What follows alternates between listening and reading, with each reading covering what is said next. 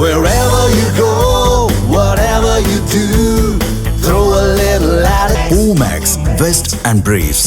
திருப்பத்தூர் அடுத்த விஷமங்கலம் பகுதியைச் சேர்ந்த நதியா என்ற இளம்பெண் பெங்களூருவில் உள்ள தனது உறவினரை பார்த்துவிட்டு ரயிலில் ஊருக்கு புறப்பட்டார்.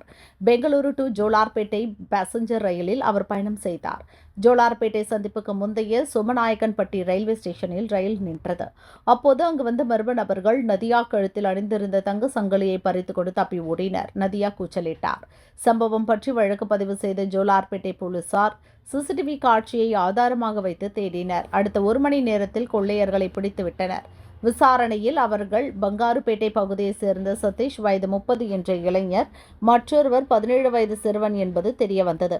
போலீஸ் ஸ்டேஷன் அழைத்து வரப்பட்ட கொள்ளையன் சதீஷ் கதறி அழுதது பரபரப்பை ஏற்படுத்தியது.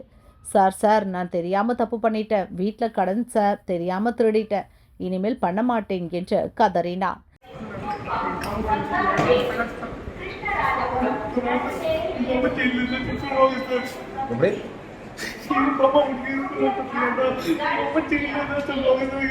मस्ती ಬಂದಾಂಡ என்ன மஸ்து வந்தா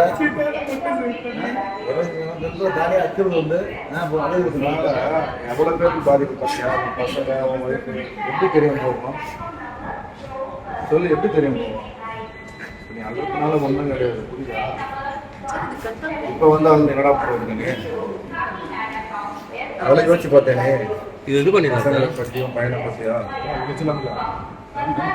சதீஷ் தனியார் நிறுவனத்தில் வேலை பார்த்து வந்திருக்கிறார். ஆனால் கைதான சிறுவன் ஏற்கனவே திருட்டில்தான் ஈடுபட்டு வந்திருக்கிறான்.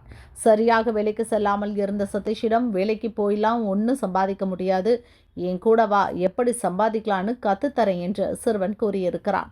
நல்ல வருமானத்திற்கு ஆசைப்பட்ட சதீஷ் சிறுவனுடன் சேர்ந்து திருட ஆரம்பித்தான். கடந்த மாதம் ஒரு நகை திருட்டு சம்பவத்தில் ஈடுபட்டனர்.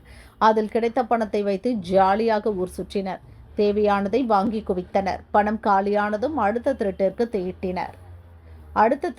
திட்டம் தீட்டினர். அப்போதுதான் ரயிலில் வந்த நதியாவிடம் நகை பறிப்பில் ஈடுபட்டிருக்கின்றனர் என்று போலீசார் கூறினர். சிறுவன் சீர்திருத்த பள்ளிக்கும் சதீஷ் ஜெயிலுக்கும் அனுப்பி வைக்கப்பட்டனர்.